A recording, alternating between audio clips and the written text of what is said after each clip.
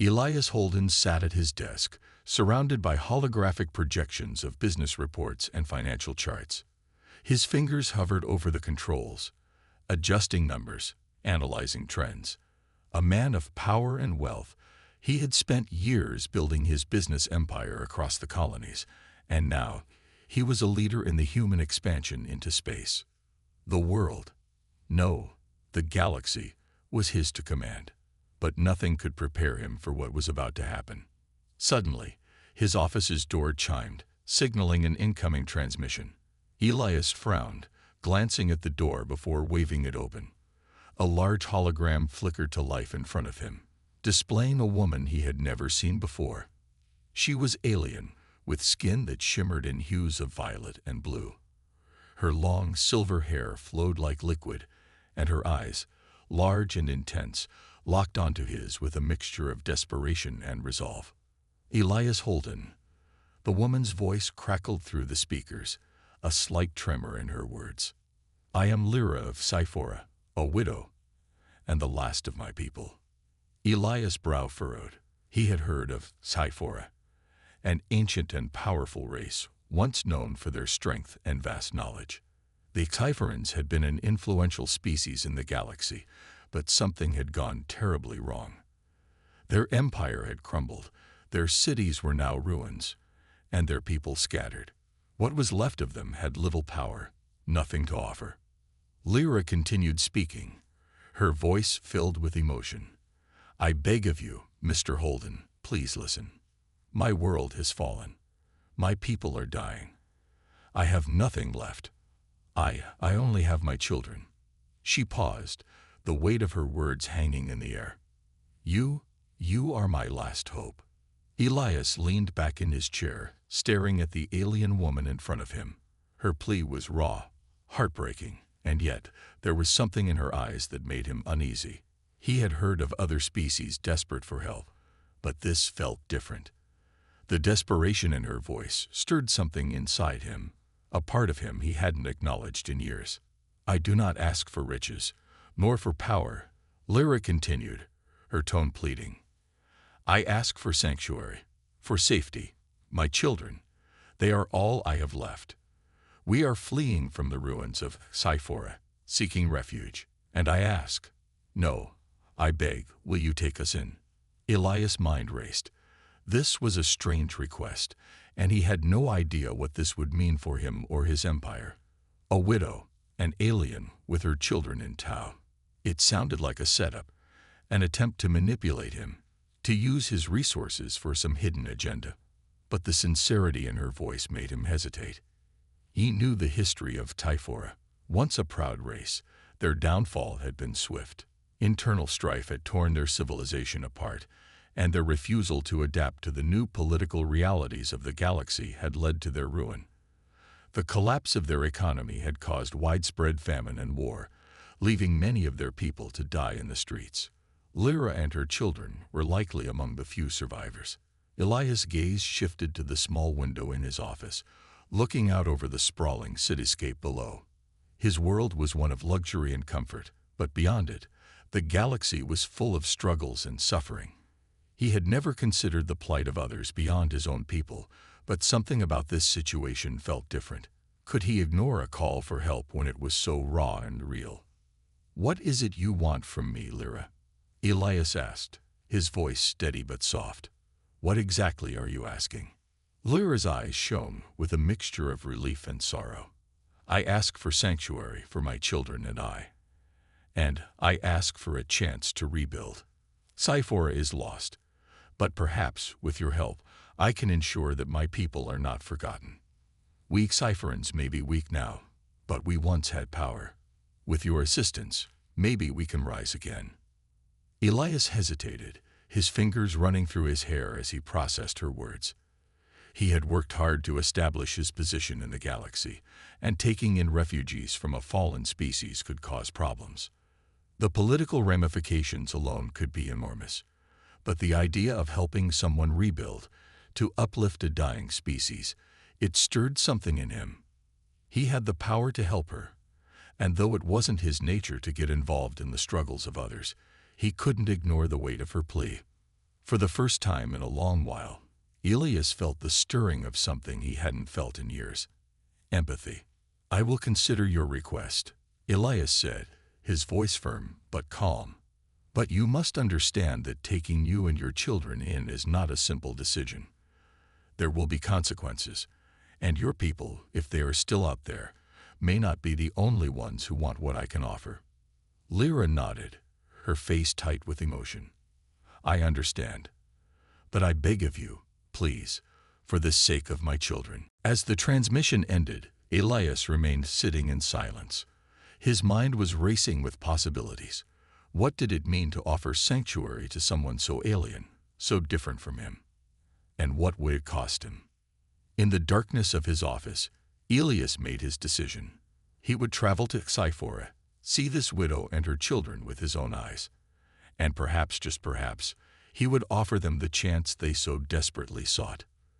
But one thing was certain: this decision, whatever it would be, would change everything. Elias Holden stood at the window of his high-rise office, gazing out over the sprawling city below. The sun was beginning to set, casting a golden hue over the skyline. But his thoughts were far from the beauty of the view. His mind kept replaying the transmission from Lyra, the desperate widow from the destroyed planet Sci-Fi. He had heard her plea, seen the pain in her eyes, and it haunted him. The transmission had been short but powerful.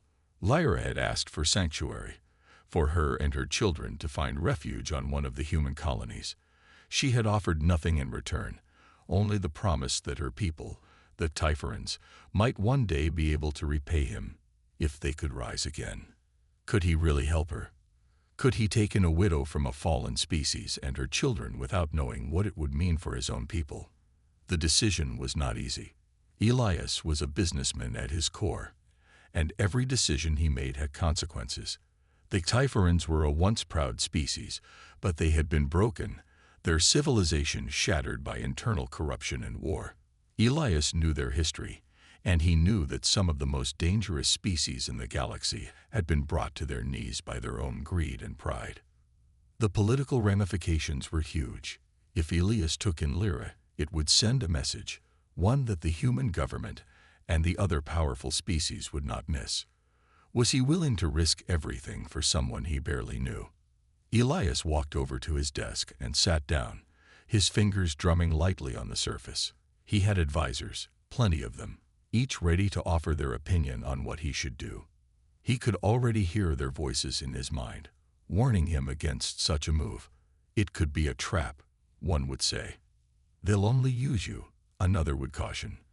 There were even whispers that Lyra's request was part of a larger plot to destabilize human control over the galaxy. But in the end, Elias knew he couldn't make this decision alone. He needed to speak to his closest advisor, Nadia, the woman who had been with him through thick and thin. She had been the one to guide him through some of his toughest choices, and right now he needed her wisdom more than ever. He picked up his communicator and dialed her number. The screen flickered to life, showing Nadia's familiar face. She was in her office, her dark hair pulled back into a neat bun, her sharp eyes already focused on the screen. "Elias," she greeted him, her voice calm and professional, though Elias could tell she was curious about his call. "What's going on?"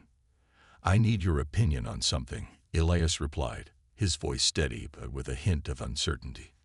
"I've received a transmission from an alien widow, Lyra of Sci-Fi. She's asking for sanctuary, for her and her children." Nadia's eyes widened slightly, but she quickly composed herself. "Sci-Fi?" she asked, her tone neutral. "The Typhorans were once a powerful species, weren't they?" "Exactly," Elias replied, leaning back in his chair. "But now, they're on the brink of extinction. Lyra claims she's the last of her kind, and she wants to find refuge with us. Her people, what's left of them, are dying." Nadia paused, her gaze shifting away for a moment, as if she were processing the information. "This is unexpected and risky, Elias. You know what this could mean. If we take her in, the other species in the galaxy won't just watch. They'll question why we're helping them, Why we're giving shelter to a fallen species. I know, Elias said, rubbing his temples. That's what I'm struggling with. The political fallout could be massive. But something about her, it feels genuine. She's not asking for power, not even for protection. She just wants to save her children. Nadia studied him carefully, her expression unreadable. You've always been a man of logic, Elias. This decision, this move, it's not just about you or your reputation. It's about the future of your empire. And if you decide to help her, you need to understand that you might be opening a door that could never be closed again. Elias sighed, his fingers tapping restlessly against the desk. He knew she was right. If he helped Lyra, he would be making an enemy of anyone who didn't agree with his decision. There would be consequences. The human empire had enemies, and this could make them targets. It could cost him everything. But then he thought of Lyra again. The sadness in her eyes, the way she'd looked directly into the camera as if pleading for a future for her children. The galaxy was a cold and unforgiving place, but perhaps this was his chance to make a difference. I think I have to do it, Elias said, his voice filled with resolve. Not just for me, but for them. For her children. We have the power to help them, Nadia. And I can't just turn my back. Nadia was quiet for a long moment, her eyes fixed on him. Finally, she nodded. If you truly believe it's the right thing to do, then I'll support you. But remember, Elias, the cost might be higher than you expect. I'm prepared for that, he said, standing up and walking to the window again. The sun was now setting, casting long shadows across the city. It's time to take a chance. If we don't, then what's the point of all this power? Elias made his decision. He would travel to Sci-Fi, meet Lyra, and bring her and her children back to his world. No matter what the cost, he knew he had to act. As he ended the call with Nadia, Elias felt a strange sense of peace. He wasn't just making a business decision anymore. He was about to change the course of history. Elias Holden's ship glided smoothly through the stars, its sleek metallic hull cutting through the emptiness of space. Inside, Elias sat in a private cabin, staring out of the large viewport. His mind was racing as the ship approached the desolate world of Typhora. The planet, once a shining example of Cypheran civilization, was now a crumbling wreck. The vast cities that had once stood proud were reduced to ruins, and Elias could only imagine the suffering that had taken place there. His thoughts were interrupted by the soft chime of his communicator. He tapped a button on the console, and the screen flickered to life, showing Lyra. She appeared tired, her silver hair slightly tangled, but her eyes still held a fierce determination. "Mr. Holden," she greeted him with a gentle nod. "I hope the journey was safe." "It was," Elias replied. "I'm almost there." There was a pause, and then Lyra's voice dropped, her tone turning more serious. "I must warn you, Mr. Holden. The state of Typhora is worse than I let on. What remains of my people, they are scattered, and they distrust outsiders. They may not welcome you, no matter your intentions." Elias looked at her through the screen, his brow furrowing. "I understand, but I have to try. You and your children deserve a chance at survival." Lyra gave him a small, grateful smile, but there was sadness in her eyes. "You are kind, Mr. Holden. I only hope my people will understand your offer of sanctuary." As the transmission ended, Elias turned back to the window, his gaze now fixed on the dark planet below. The surface was scared, the atmosphere choked with ash and dust. There was no sign of life on the surface, only the remnants of a once great civilization. His ship descended through the atmosphere, the hull shaking slightly as it passed through the turbulent skies. The landing site was a makeshift landing pad set up by the few survivors of Typhora. The area was surrounded by low, crumbling buildings and overgrown vegetation. Elias couldn't help but feel a sense of sorrow for the once mighty Cypherans. They had fallen so far. As the ship touched down, Elias stood up from his seat and walked toward the exit. The door slid open with a hiss, revealing the barren landscape outside. Lyra stood waiting, her children beside her. Her 2 children, a boy and a girl, couldn't have been more than 10 years old. They were thin, their faces pale from the harsh conditions of their homeworld. The boy, with dark blue skin and silver eyes, looked up at Elias with cautious curiosity. The girl, younger and more timid, hid behind her mother, her large violet eyes peeking out from behind Lyra's leg. Elias stepped down from the ship, his boots crunching on the dry earth. He looked around, taking in the desolation that surrounded them. It was even worse than he had imagined. "Lyra," he said, his voice gentle, "I'm here to help. I won't let anything happen to you or your children." Lyra looked at him, her eyes filled with both hope and fear. "I can't thank you enough, Mr. Holden," she said quietly. "You've given us something we thought we'd lost forever. Hope." She turned to her children, her voice softer now. "This is Elias Holden, children. He's the one who's going to help us." The boy looked up at Elias, his eyes searching, as if trying to figure out whether he could trust this human. The girl, still hiding behind her mother, said nothing but watched him intently. "We'll need to leave quickly," Lyra said, breaking the silence. "There are still some Sci-Fi rebels in the area. They're distrustful of anyone from outside, and they've been known to attack outsiders on sight." Elias nodded. "I'll make sure we get to safety. Your people may not trust us, but we can't let that stop us from doing what's right." Lyra gave him a faint but thankful smile.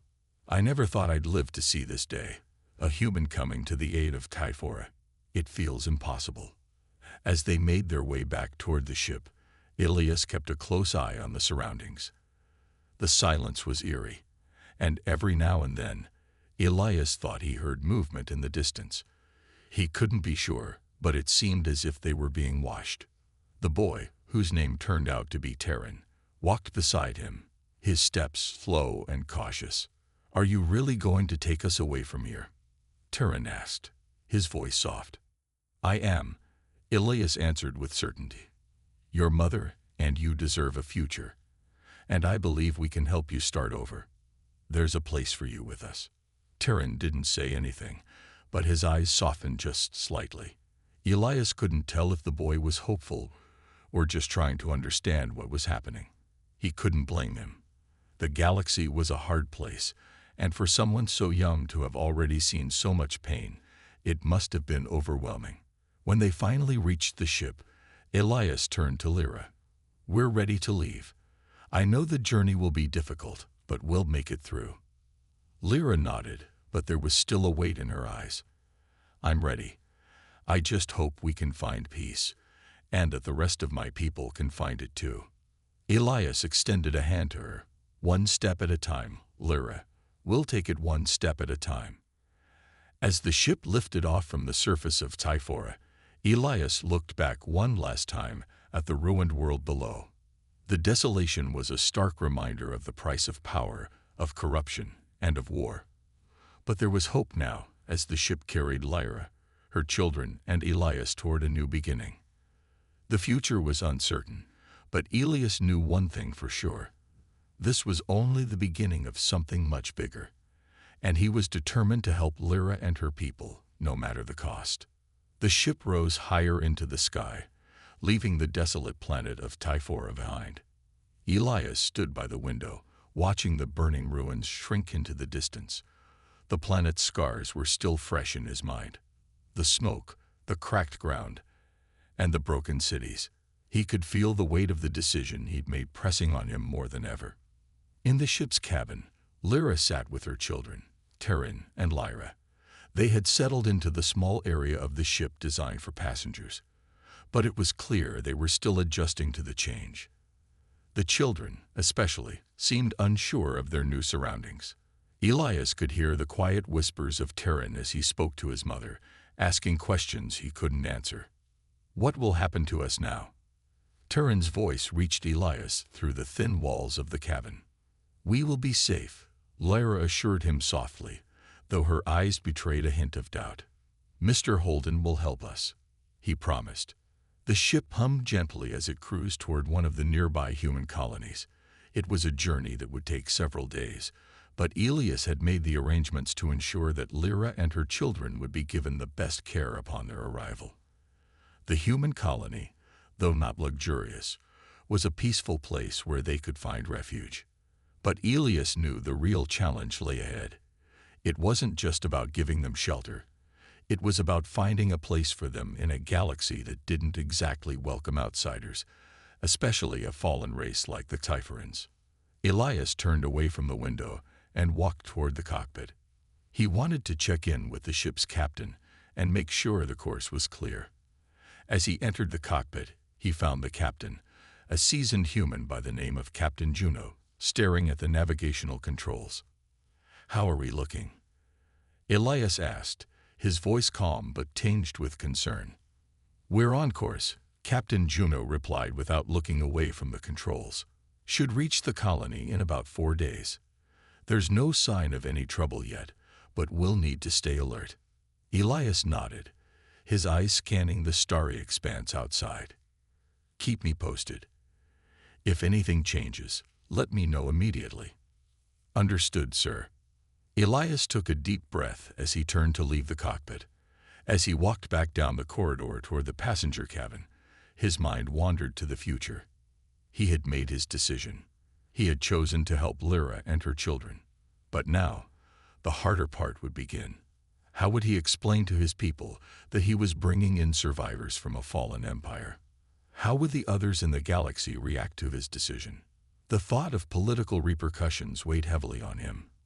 But he couldn't let that stop him.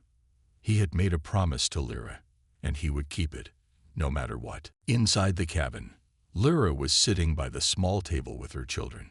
She had tried to get them to eat, but Terran was barely touching his food. Lyra, the younger one, was curled up in her mother's lap, her eyes wide with a mixture of fear and exhaustion. Lyra looked up as Elias entered. "How are they doing?" he asked, sitting down across from her. "They're frightened," Lyra replied, her voice soft but steady. "Everything is so different for them. They don't know what to expect." "I can imagine," Elias said, leaning back in his seat. "This is a big change for all of you." Lyra nodded, glancing at her children before meeting Elias's gaze. "I never thought we'd be leaving Sci-Fi. It feels wrong. Leaving our home like this." "I understand," Elias replied, his voice sincere. "But your people are not forgotten. You have a future now, a chance to rebuild." Lyra sighed, her eyes tired. "I wish I could believe that. My people are so broken. So many of them are gone, and what's left? They've lost their way. But maybe, just maybe, you're right. Maybe there is still hope." Elias felt a pang of guilt. He knew what Lyra was going through. Her entire world had fallen apart. The Typhorans had once been powerful, their empire stretching across the stars. Now, they were nothing. And Lyra had watched it all crumble. But if he could offer her and her children a new start, perhaps he could help her believe in hope again. As the days passed, Elias spent more time talking with Lyra. He learned about her people, about their rise to power, and their eventual fall. The Typhorans had once been a race of great intelligence and strength, but their inability to adapt to the changing political landscape of the galaxy had led to their downfall. The wars, the hunger, the distrust, it had all taken its toll. Lyra had lost her husband in one of the many battles that had torn their world apart, and now she was left with only her children and the hope that someone somewhere might still care enough to offer them a future. On the 4th day of their journey, Elias entered the cabin once again. Lyra was sitting by the window, her eyes fixed on the stars outside. She hadn't said much lately, but Elias could see the exhaustion in her posture. Her children had been sleeping, and the cabin was quiet. "I know it's not easy," Elias said, breaking the silence. "But you're not alone anymore. We'll make sure you have a place to live, a place to start over." Lyra turned to him, her eyes filled with both gratitude and sorrow. "Thank you," she whispered. "I never imagined that there would still be kindness in the galaxy." Elias smiled, though the weight of his promise pressed on him. It's the least I can do.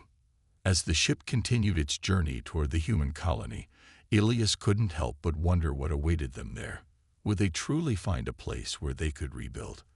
Or would the galaxy continue to turn its back on them, as it had on Sci-Fi? He didn't have the answers, but one thing was clear.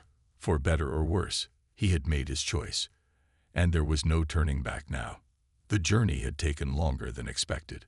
The ship finally broke through the atmosphere of the human colony, its sleek metal frame descending slowly toward the landing bay. Elias looked out from the cockpit, his eyes narrowing as he saw the colony below. The colony was located on a lush green planet, far from the dangers of the outer rim. It was peaceful, a haven for humans, and a few other species who had settled there over the years.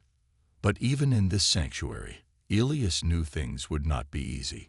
He had brought Lyra and her children here with the hope of offering them a new life, but the reality was much more complicated.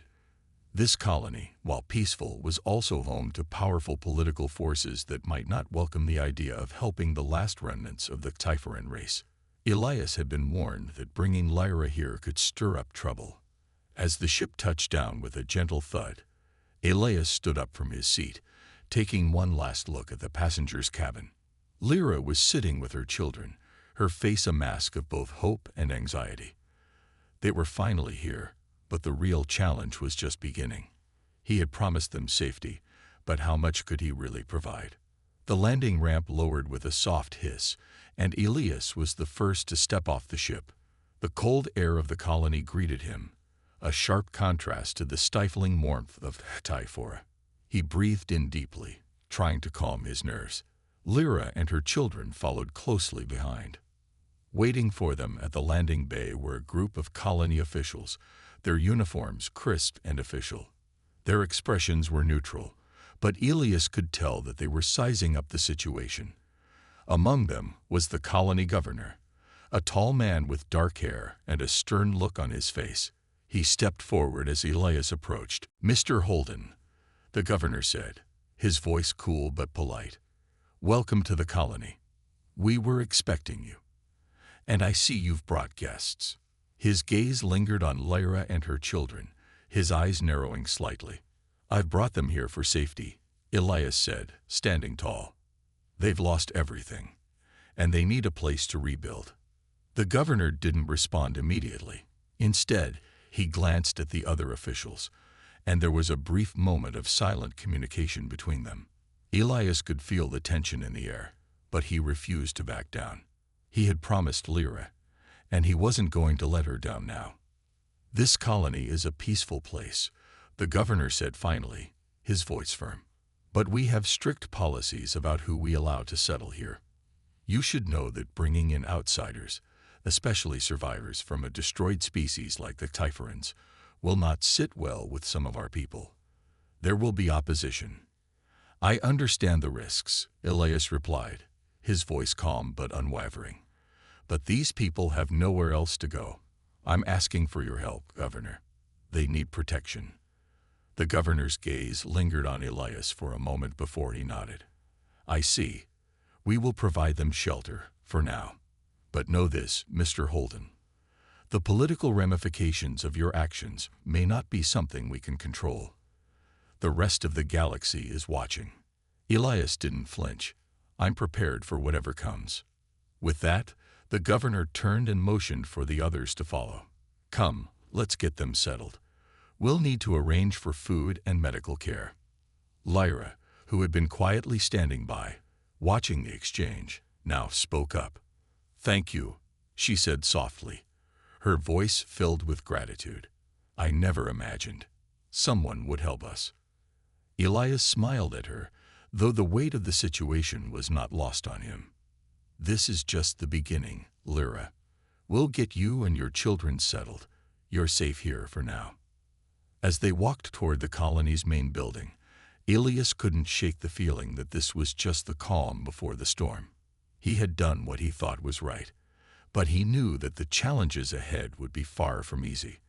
The colony's leaders had agreed to take them in, but that didn't mean the people would accept them. There would be those who saw the Cypherans as a threat, who believed they didn't belong, and there would be others who would use this situation to further their own agendas. Inside the colony building, Lyra and her children were taken to a small, clean room where they could rest. Medical staff were already waiting, ready to tend to their needs. Tyrion and Lyra were exhausted, their bodies weak from the long journey.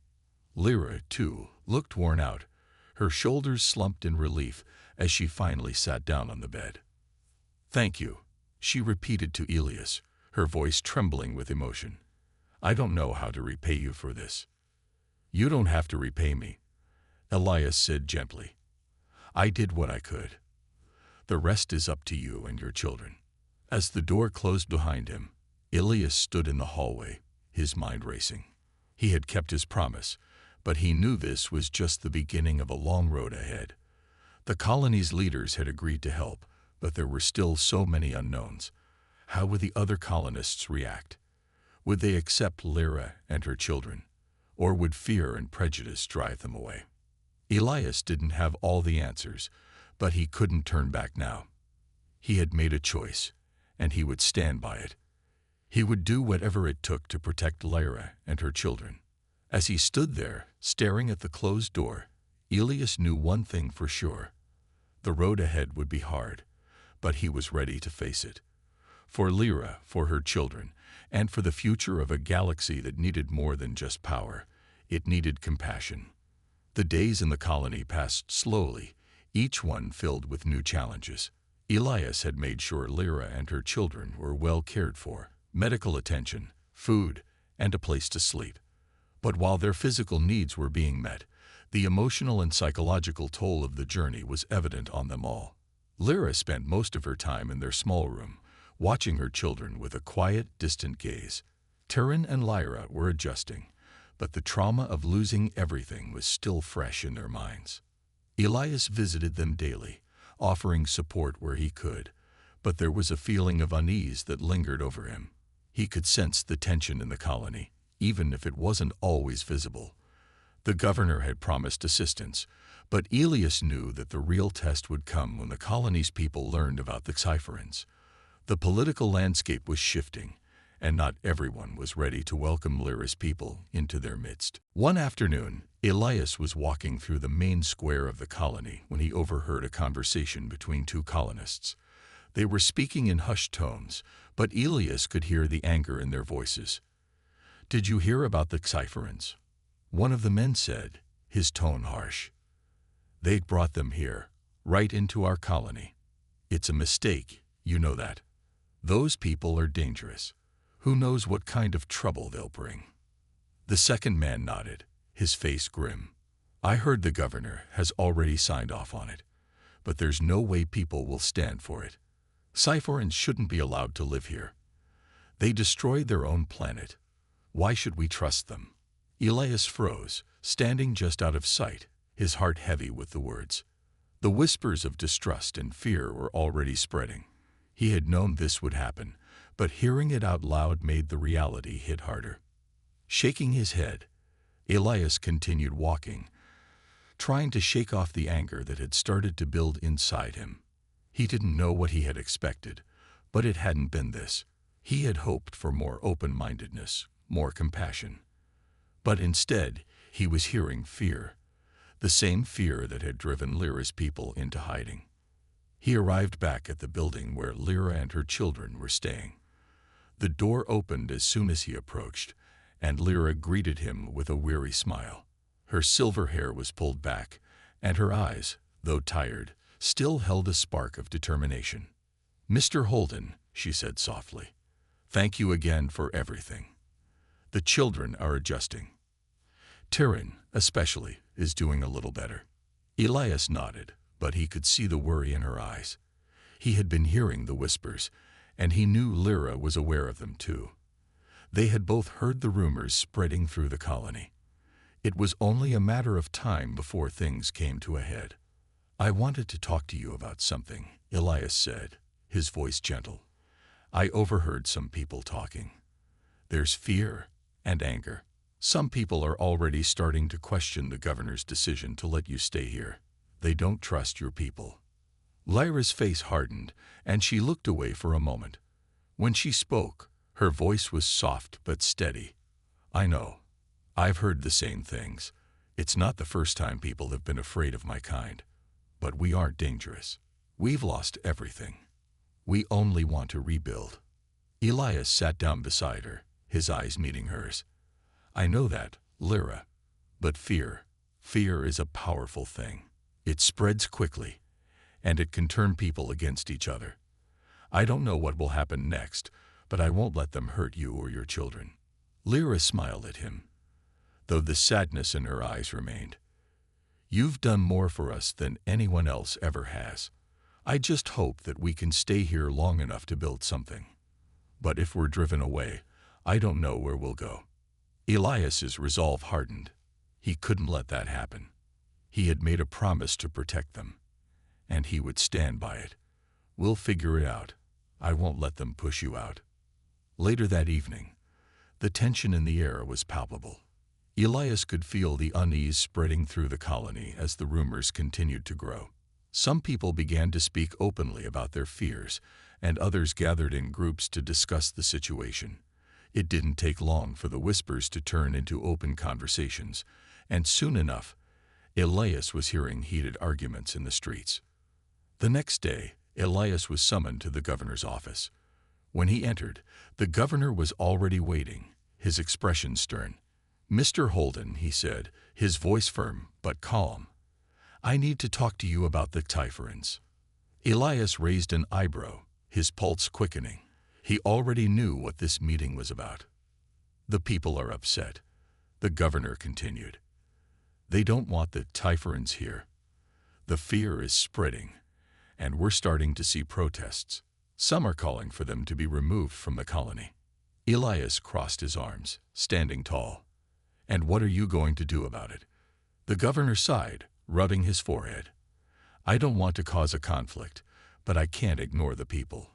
If the protests continue to grow, it could get out of hand." Elias's eyes narrowed. "I've already told you that they're not dangerous. They're just trying to survive, just like anyone else." "I know that," the governor replied, his voice softening. "But I have to consider the will of the people. We may have to ask them to leave." Elias clenched his fists, his anger rising. He had brought them here to protect them, but now it seemed like the colony was turning its back on them. He wasn't going to let Lyra and her children be cast out again. "I won't let that happen," Elias said firmly. "You made a promise to me, and I intend to hold you to it. I'll fight for them, no matter what it takes." The governor looked at him, his expression conflicted. "I'm not sure how much longer I can keep this peace." Elias didn't back down. "Then we'll make our own peace, one way or another." The days that followed the governor's warning were filled with tension. Elias could feel the atmosphere in the colony shift. Whispers turned into open protests. Groups of colonists gathered in the streets, voices raised in anger and fear. They did not want the Typhorans there, and their protests grew louder with each passing day. Elias could see the fear in their eyes, the same fear that had nearly destroyed the Typhoran race. But this time, it was his people who were at risk. Lyra had heard the protests too. She had heard the words thrown around by the colonists. Dangerous, untrustworthy, invaders. She knew what it felt like to be hated, to be seen as something less than human. But this time, it wasn't just her people in danger, it was her children. Tyrion and Lyra were growing more frightened every day. They could feel the anger in the air, and they didn't understand why. All they knew was that their home was no longer safe. Elias had spent his nights meeting with the colony's leaders, trying to convince them to stand firm. He had even spoken to the governor personally, urging him to hold the line. But the governor, though sympathetic, was feeling the pressure from the people. The protests were growing, and the political situation was becoming more dangerous by the day. One afternoon, as Elias walked through the colony square, he saw a large crowd gathered near the central fountain. They were shouting, waving signs, and chanting. Elias recognized some of the faces in the crowd, colonists he had known for years. He approached the group, his expression calm but firm. "Enough," he shouted, his voice cutting through the noise. "This isn't helping anyone." The crowd fell silent for a moment, and all eyes turned to him. Elias stood tall, his chest rising with each breath. "I brought them here to give them a chance. They'd lost everything. They're not invaders, they're survivors." A man from the crowd stepped forward, his face twisted in anger. "You don't understand, Holden. These people are dangerous. Their kind destroyed their own world. What makes you think they won't do the same here?" Elias's eyes locked with the man's, his voice steady but strong. "They're not their past. They're not responsible for what happened to their world. All they want is to rebuild, to survive." There was a murmur among the crowd, but the man didn't back down. "How can we trust them? How do we know they won't bring trouble?" Elias took a step forward, his voice growing even more intense. "Because I trust them. I've seen what they've been through. They are not the enemy. You are the enemy of peace if you let fear rule you." The crowd shifted uneasily, some looking away, others still unsure. But Elias wasn't done yet. "You want to know the truth. The truth is that we all have to live together in this galaxy. We don't have the luxury of turning away from those in need. We can either stand together, or we can tear each other apart. And I know which side I'm on." The silence that followed was heavy, but it wasn't just anger anymore. There was something else. Doubt, uncertainty. The crowd began to break apart, some turning to leave, while others remained, still unsure. Elias turned and walked back to the building where Lyra and her children were staying. He didn't know what had happened in the square, but he had made his stand. It was up to the people now. He had done what he could, but the future of the Typhorans, of Lyra's family, was no longer in his hands alone.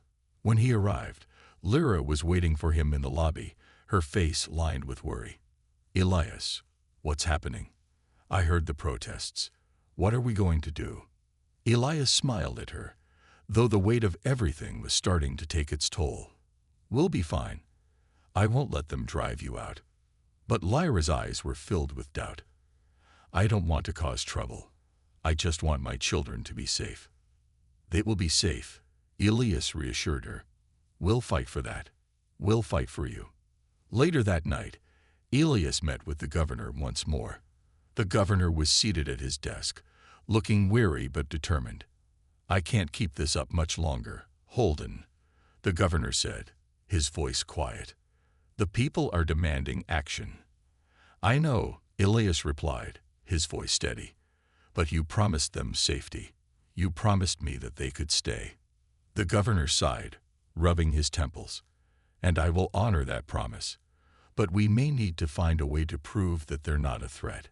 Something that will help the people see reason." Elias nodded. "What do you have in mind?" The governor paused, then spoke slowly. "We have resources here. Perhaps we could give the Typhorans a chance to contribute. Let them prove themselves. Help with repairs, medical aid, things like that. If they show that they can be helpful, maybe the people will change their minds." It wasn't the perfect solution, but it was something. Elias agreed, and they worked quickly to put the plan into motion.